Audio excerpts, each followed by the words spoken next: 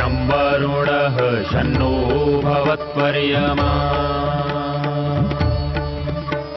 शन्न इन्द्रो बृहस्पतिः शन्नो विष्णुरुक्रमः ॐ शान्ति शान्ति शान्तिः।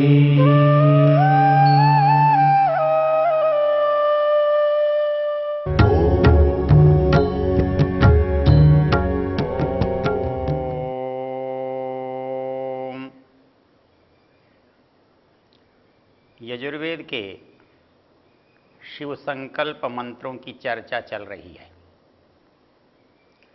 ये 34वें अध्याय के 6 प्रारंभिक मंत्र हैं और इन मंत्रों का ऋषि शिव संकल्प तथा देवता इसका मन है।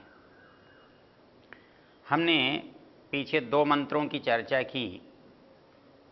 पहले मंत्र में देखा यज्जाग्रतो दूरमुदैति दैवं तदुसुप्तस्य तथैवैति दूरंगमं ज्योतिषां ज्योतिरेकं तन्मे मनः शिव संकल्पमस्त। वो मन जागते सोते दूर दूर तक की यात्रा करता है।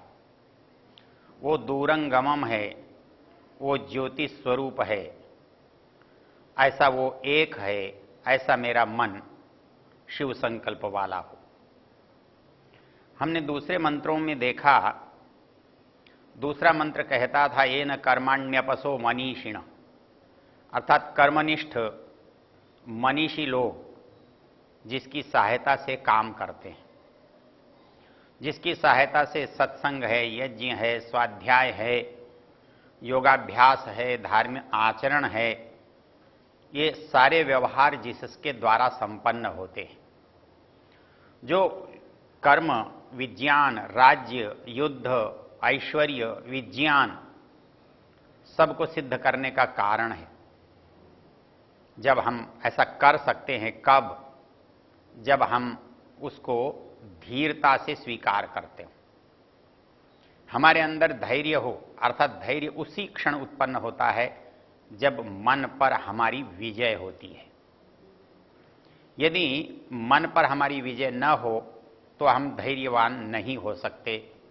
मन सदा चंचल है, इसलिए धैर्य और चंचलता एक दूसरे के विरोध में है।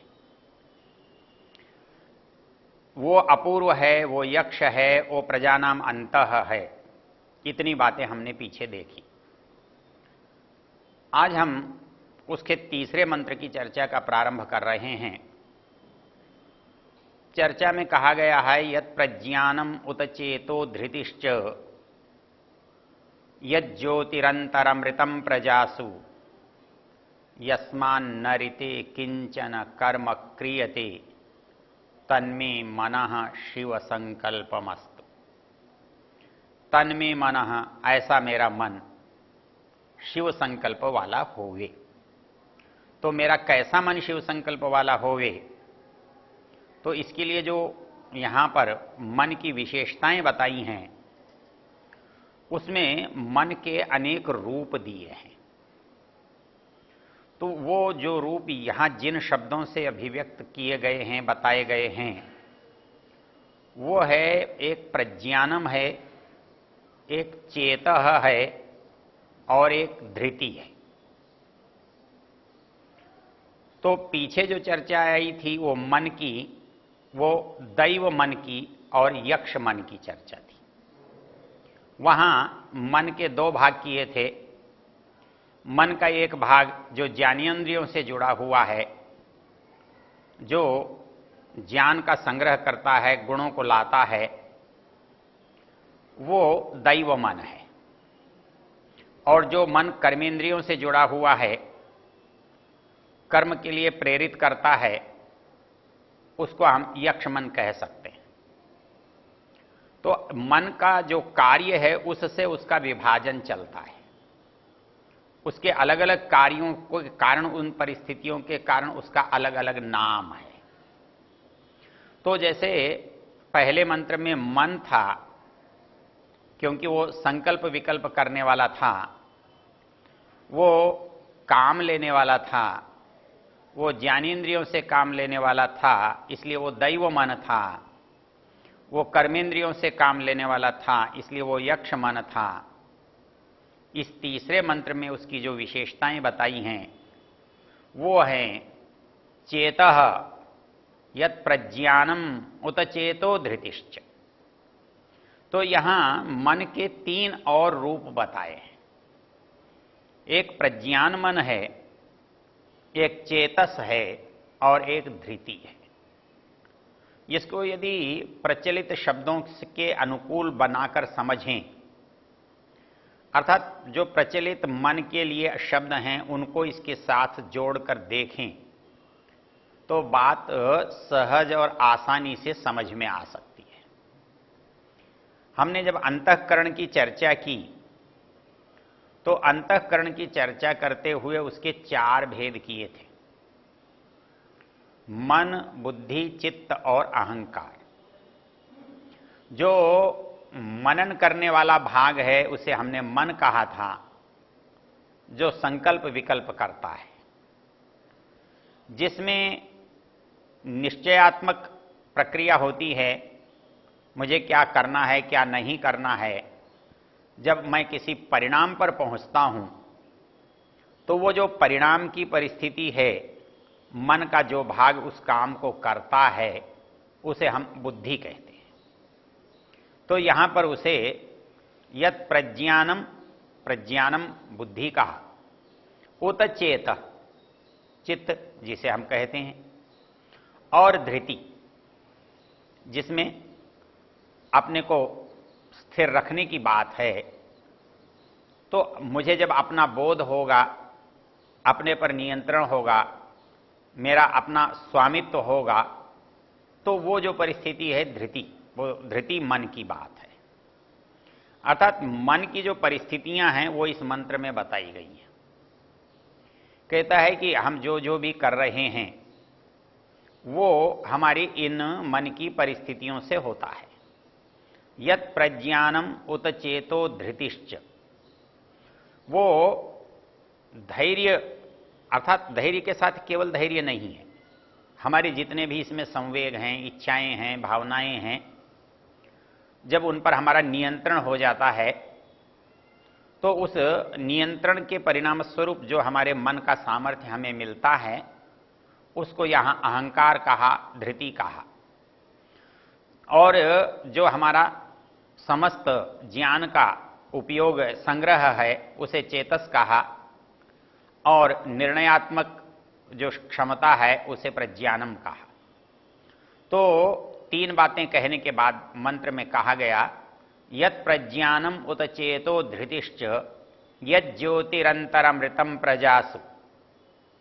बात पहले भी कही थी, ज्योतिषाम ज्योति, वह इंद्रियां हैं जो ज्योति स्वरूप हैं, उनका भी वो ज्योति रूप है।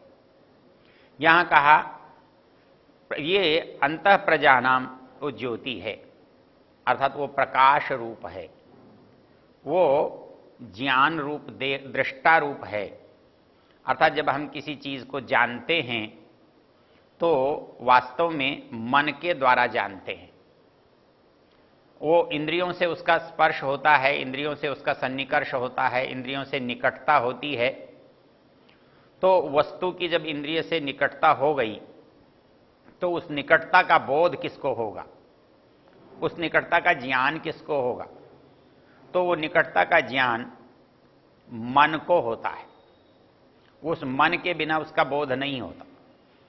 जब हमारी संवेदनाएं शून्य होने लगती हैं, हमारे अंदर की त्वचा की स्पर्श की शक्ति कम होने लगती है, तब वस्तु को छूने पर भी कुछ बोध नहीं होता, कुछ जानकारी नहीं होती। इतना ही नहीं, वो गर्म है या ठंडा है इसका भी पता नहीं चलता। तो ये गर्म है, ठंडा है, चुभने वाला है या मिलने वाला है, ये जो परिस्थिति है इसको जब हम समझते हैं तब हमारे मन में पता लगता है कि वो क्या है, उसको हम समझ सकते हैं। वो जो मन की स्थिति है वो है यत प्रज्ञानम उत चेतो धृतिश्च। तो वो जो हमारा मन है उस परिस्थिति में हम उसे समझ पाते हैं, जान पाते हैं, उस संवेदना को पकड़ पाते हैं।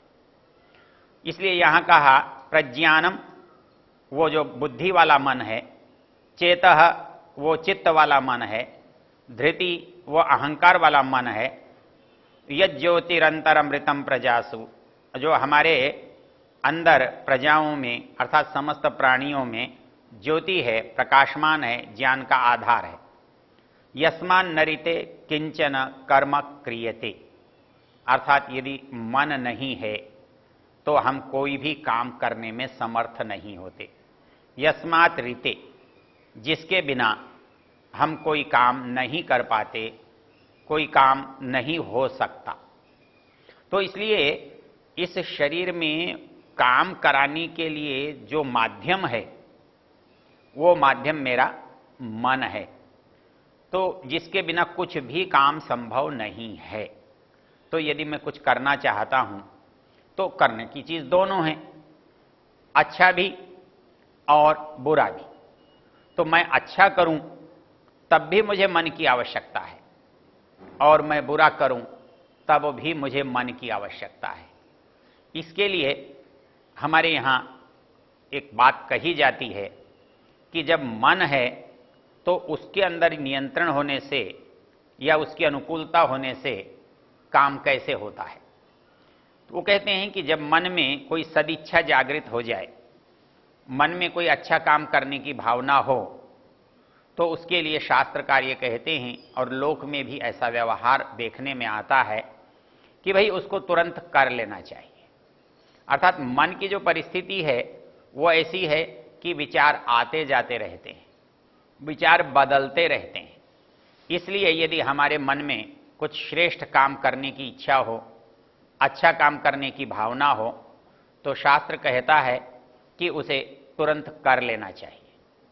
और यदि मन में कोई ऐसी चीज आ रही हो जो करने के योग्य नहीं है या जिसे शास्त्र या लोक अनुज्ञा नहीं देता है, तो ऐसा काम करने के लिए क्या करना चाहिए। तो मन तो आग्रह कर रहा है, तो मन आग्रह कर रहा है करने के लिए, तो आप इसको रोक नहीं सकते, तो टाल सकते हैं। आप इसको ये कह सकते हैं कि कोई बात नहीं, अभी बाद में कर लेंगे। तो इसलिए मनु महाराज ने इस बात को बहुत ही अच्छे रूप में समझाया है।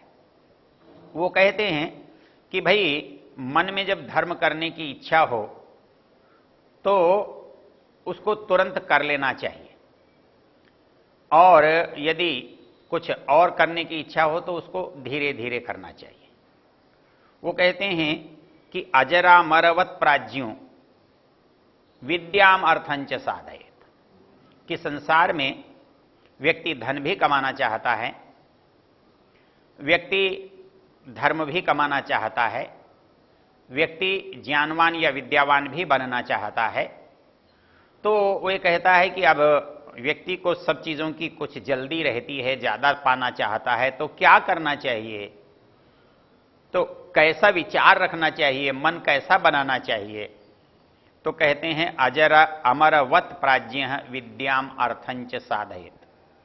कहता है जो ज्ञान है और जो धन है उसकी उपार्जना, उसको प्राप्त करना ऐसे करना चाहिए अजर अमरवत। यहां दो अभिप्राय हैं।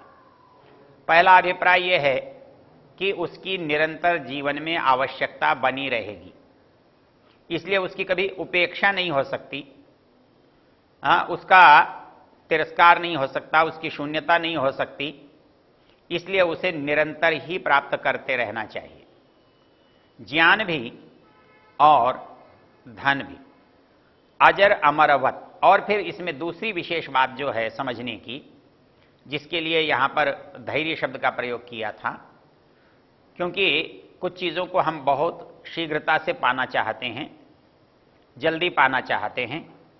तो वो जो जल्दी पाना चाहते हैं तो उस जल्दी के लिए आवश्यकता नहीं है जल्दी करने की। ये बात इस श्लोक में मनु महाराज ने समझाई है। क्यों?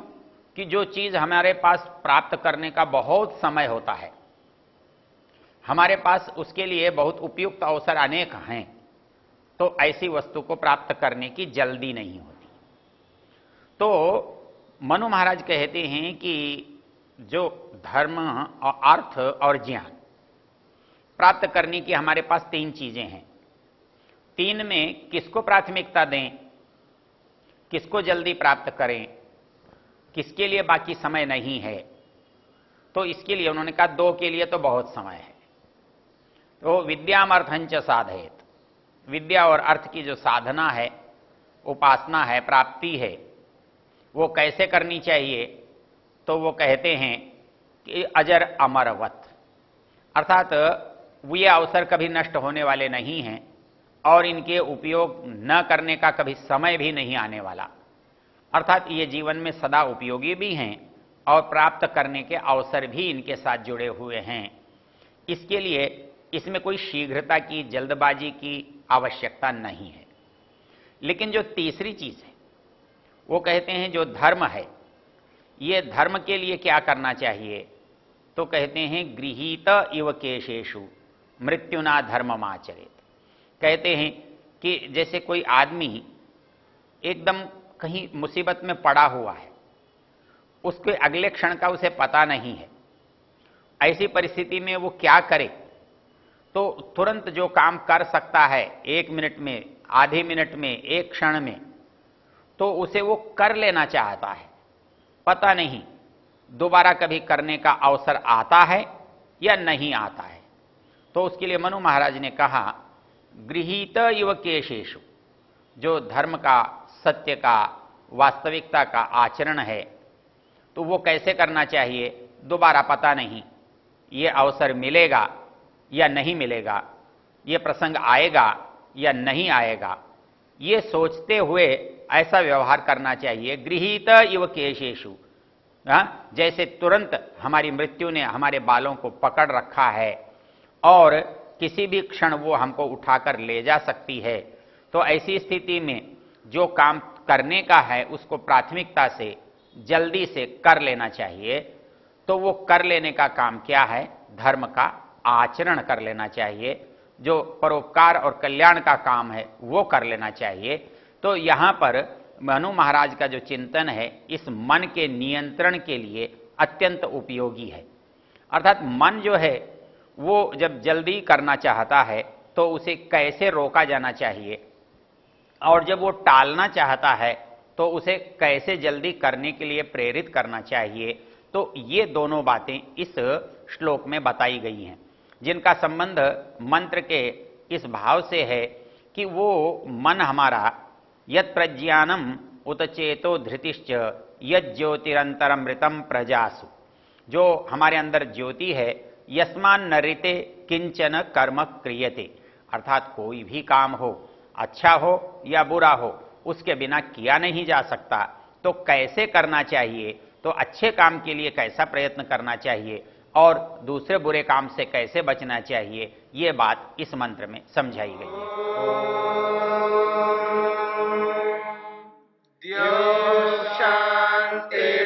शांतिरंतरिक्षं शांति पृथिवी शांतिरापः शांतिरोषधयः शांतिः वनस्पतयः शांतिर्विश्वे देवा शांतिर्ब्रह्म शांति सर्वं शांति शांतिरेव शांति क्षमा शांतिरेधि। ओम शांति शांति शांति।